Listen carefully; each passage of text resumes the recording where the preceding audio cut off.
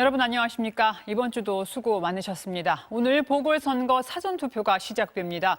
본투표가 어려우신 서울과 부산 유권자들 오늘 내일 소중한 한 표 꼭 행사하시길 바랍니다. 코로나 새 확진자가 300~400명대 박스권에서 2달 넘게 머물러 있어 답답하다 했더니 내려갔으면 했던 건데 이젠 500명대가 자꾸 나옵니다. 여전히 수도권이 가장 취약하지만 부산 등 다른 지역에서 연쇄적으로 집단 감염이 터지면서 6개 지자체가 거리 두기 단계를 수도권 수준으로 올리기로 했습니다. 서유정 기자가 보도합니다. 어젯밤 9시 기준 전국의 코로나19 신규 확진자는 504명. 전날 같은 시간보다 4명 많습니다. 집계 기준인 오늘 0시까지 확진자가 추가되면 신규 확진자는 500명 중후반대를 기록할 것으로 보입니다. 지역별로는 수도권 신규 확진자가 338명으로 전체 확진자 가운데 67.1%를 차지했습니다. 일상생활 속에서 감염이 전파되고 있는 가운데 비수도권 상황이 특히 나빠지고 있습니다. 4주 전까지 국내 발생 환자의 22% 수준에 머물고 있던 비수도권 신규 환자 비중은 2주 전 30%대로 높아진 데 이어 어제는 36%대까지 올라왔습니다. 유흥업소 13곳에서 발생한 연쇄 감염으로 136명의 확진자가 나온 부산시는 결국 오늘부터 거리 두기 단계를 2단계로 올리기로 했습니다. 4월 2일 금요일 정오부터 4월 11일 24시까지 사회적 거리 두기를 1.5단계에서 2단계로 격상하기로 결정하였습니다. 목욕탕과 PC방 등에서 집단 감염이 잇따랐던 전북 전주시도 오늘부터 거리 두기 단계를 2단계로 올리면서 비수도권에서 2단계를 적용하는 지자체는 6곳으로 늘었습니다. 최근 확진자 수가 급등하는 추세를 보였던 서울은 어제 신규 확진자가 199명 나오며 43일 만에 가장 높은 수치를 기록했습니다. 유흥시설, 교회, 의료기관, 사업장 등 그동안 집단 감염이 다수 발생했던 장소에서 다시금 발생이 발견되고 있고 증가하고 있습니다. 방역당국은 간편하지만 정확성이 낮다는 이유로 지금까지 쓰지 않았던 자가 진단 키트를 도입하는 방안을 검토하고 있습니다. MBC 뉴스 서유정입니다. 백신 공급이 수요를 못 따라가다 보니 공급 일정과 물량이 수시로 바뀝니다. 지난달 말 아스트라제네카 백신 3주 밀렸다고 전해드렸었는데 이번엔 일정이 당겨졌습니다. 21만여 명이 맞을 양이 내일 항공편으로 들어옵니다. 이런 변동이 수시로 생길 수 있기 때문에 정부는 외교부와 산자부까지 포함한 백신 도입 전담팀을 만들기로 했습니다. 박윤수 기자입니다. 어제 오전 충북 청주 흥덕구 보건소. 정은경 질병관리청장이 아스트라제네카 백신을 맞았습니다. 하나도 안 아픈데요? 정 청장은 국민들을 안심시키기 위해 먼저 접종했다면서 혈전증이 생겼다는 등 부작용 논란에 대해선 크게 불안해할 필요가 없다고 강조했습니다. 한 명 사례가 신고가 돼서 조사 중이고 그 이후에 한 80만 명 이상이 접종을 맞았지만 아직은 더 사례가 보고된 것은 없습니다. 정 청장은 2분기 백신 수급 계획도 공개했습니다. 우리 정부와 개별 계약한 아스트라제네카 백신이 5월에 100만 명, 6월에 250만 명분이 들어옵니다. 3주 뒤로 밀렸던 백신 구매기구 코백스의 아스트라제네카 백신 21만 명분은 내일, 그리고 15만 명분에 달하는 화이자 백신도 6월까지 들어올 예정입니다. 상반기에 1,200만 명에 대한 접종을 하겠다라고 하고 그 백신에 대해서는 최대한 수급을 하고 있습니다. 어느 정도 물량 확보는 진행이 될 거라고 보고 있습니다. 백신 물량을 선점하기 위한 각국의 경쟁이 치열해짐에 따라 우리 정부는 복지부와 질병청, 식약처 외에 산자부와 외교부까지 참여하는 범정부 백신 도입 태스크포스도 가동하기로 했습니다. 국민들께서 안심하실 수 있도록 범정부 차원의 모든 역량을 동원해서 코로나19 백신의 차질 없는 확보에 총력을 기울이겠습니다.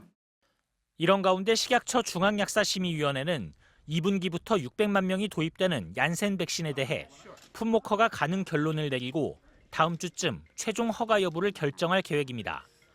정부는 스마트폰 앱으로 접종 사실을 증명하는 디지털 백신 접종 증명서도 도입하기로 했습니다.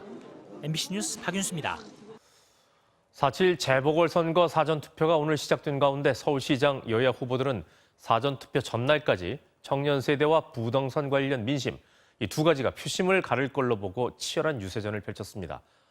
민주당 박영선 후보는 청년 교통비 할인 공약을 발표했고 국민의힘 오세훈 후보는 강북 지역 개발 공약을 내놓았습니다. 조명아 기자입니다. 출근길 유세에 이어 사회적 기업을 찾아 결식아동 도시락을 챙기며 일정을 시작한 민주당 박영선 후보는 8번째 대표 공약으로 청년 대중교통 할인 대책을 발표했습니다.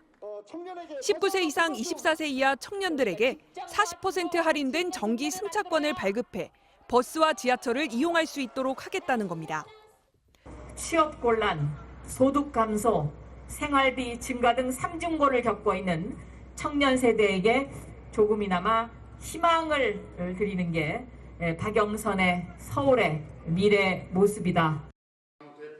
민주당은 부동산 불평등, 청년 세대의 현실을 해결하는 데 부족했다고 거듭 사과하면서도 그렇다고 과거 세력에 서울을 맡길 순 없다며 다시 한번 기회를 달라고 호소했습니다. 집값 폭등과 투기에 대한 분노 때문에 집값을 올리려는 토건 투기 세력을 부활시켜서는 안 됩니다.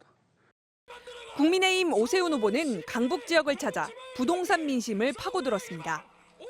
미아 사거리 환승 지하광장, 성북 1, 2, 3구역 재개발, 노원구 동구장 건설 등 개발 공약들을 제시하며 현 정부 부동산 정책 비판을 이어갔습니다. 재건축도 해야 되죠.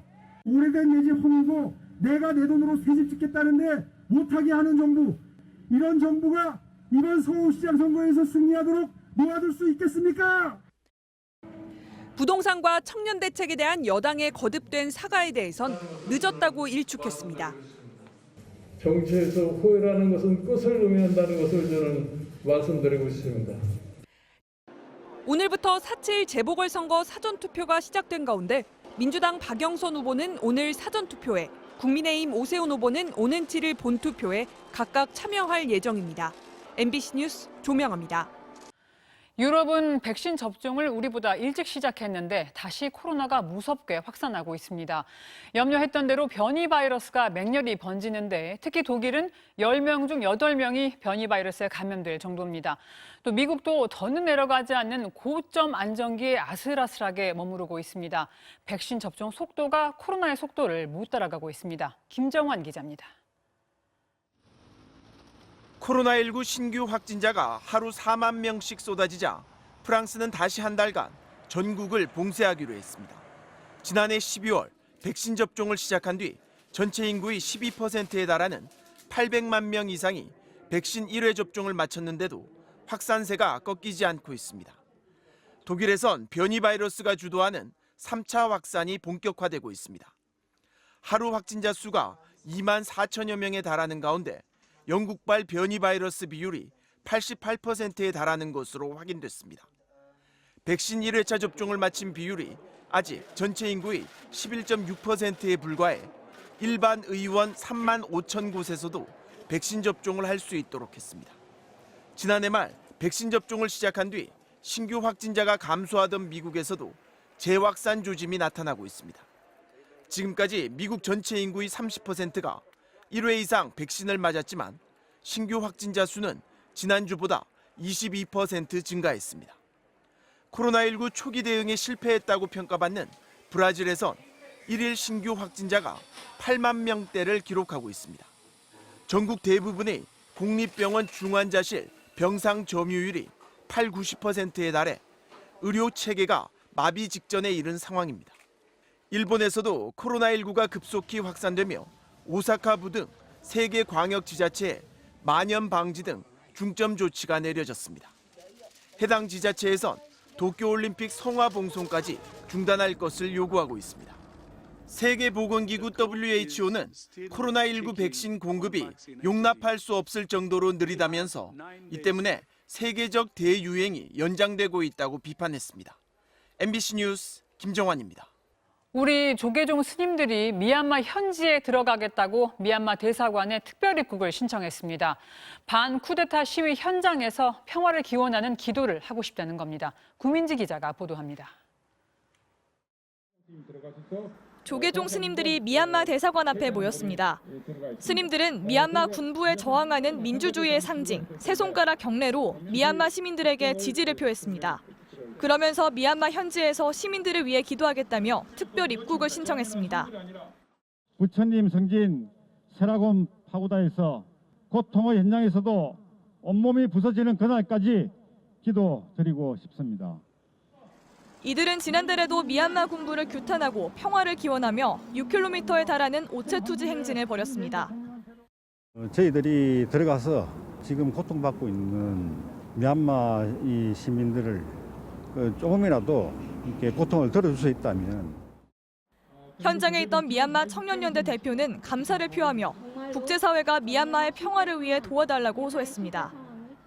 국제사회의 개입으로서 이렇게 경제 제재라든지 이렇게 군부를 어떻게 도와줄 수 있는 그런 모든 소스들을 다 차단해버릴 수 있는 그런 압박을 줬으면 좋겠습니다.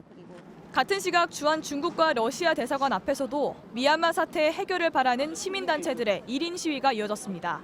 이들은 미얀마 군부에 대한 경제 제재를 반대해온 중국과 러시아 등을 비판하며 유엔 안보리의 적극적인 조치를 촉구했습니다. 내정 간섭이라는 생각을 좀 버리고 또 인도주의적 원칙을 생각해서 학살은 좀 멈출 수 있도록. 미얀마 군부의 계속되는 폭력 진압에 유엔 사무총장도 용납될 수 없는 행위라며 강하게 비난한 상황. 이미 사망자가 500명을 넘어선 미얀마의 비극을 멈추기 위해 국제사회 협조가 시급하다는 목소리가 커지고 있습니다. MBC 뉴스 구민지입니다.